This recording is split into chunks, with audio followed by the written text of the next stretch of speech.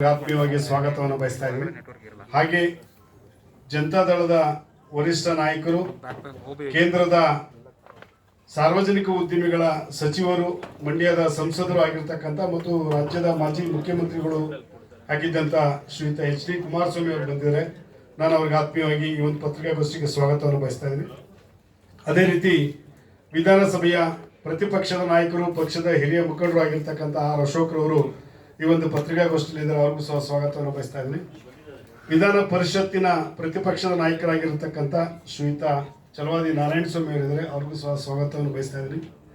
ಜನತಾದಳದ ವರಿಷ್ಠ ಯುವ ಮುಖಂಡರು, ಆತ್ಮೀಯರು ಆಗಿರ್ತಕ್ಕಂಥ ನಿಖಿಲ್ ಕುಮಾರಸ್ವಾಮಿ ಅವರು ಈ ಒಂದು ಪತ್ರಿಕಾಗೋಷ್ಠಿಯಲ್ಲಿದ್ದಾರೆ. ಅವ್ರಿಗೂ ಸಹ ಸ್ವಾಗತವನ್ನು ಬಯಸ್ತಾ, ವೆಂಕಟರಮಣಗೌಡ ನಾಡಗೌಡರವರು ಸಹ ಈ ಒಂದು ಪತ್ರಿಕಾಗೋಷ್ಠಿಯಲ್ಲಿದ್ದಾರೆ. ಶ್ರೀಯುತ ತಿಪ್ಪೇಸ್ವಾಮಿ ಅವರಿದ್ದಾರೆ. ಜನತಾದಳ ಮತ್ತು ಬಿಜೆಪಿಯ ಎಲ್ಲ ವರಿಷ್ಠರುಗಳು ಈ ಒಂದು ಪತ್ರಿಕಾಗೋಷ್ಠಿಯಲ್ಲಿದ್ದಾರೆ.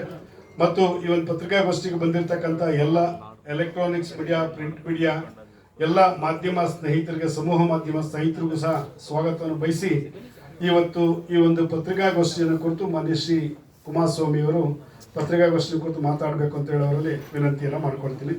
ಧನ್ಯವಾದಗಳು.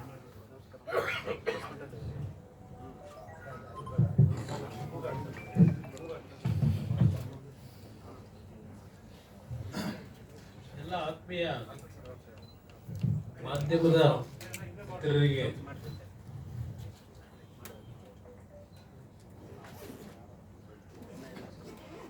ಈಗಾಗಲೇ ಹೊಸ ವರ್ಷ ಆಚರಣೆ ಮಾಡಿಬಿಟ್ಟಿದ್ದೀವಿ. ಆದರೂ ಸಹ ತಡವಾದರೂ ತಮ್ಮೆಲ್ಲರಿಗೆ ಹೊಸ ವರ್ಷದ ಶುಭಾಶಯಗಳ ಜೊತೆಗೆ ಮುಂದಿನ ಸಂಕ್ರಾಂತಿಗೆ ಅದಕ್ಕೂ ಅಡ್ವಾನ್ಸ್ ಆಗಿ ಎಲ್ಲ ಮಿತ್ರರಿಗೆ ನನ್ನ ಶುಭಾಶಯಗಳನ್ನು ಕೊಡ್ಲಿಕ್ಕೆ ಬಯಸ್ತೇನೆ. ಬೆಳಕು ಜಾಸ್ತಿ ಆಗುತ್ತೆ.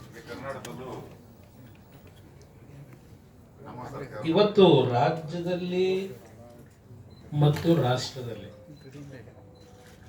ಇತ್ತೀಚೆಗೆ ಕೇಂದ್ರ ಸರ್ಕಾರ ಕಳೆದ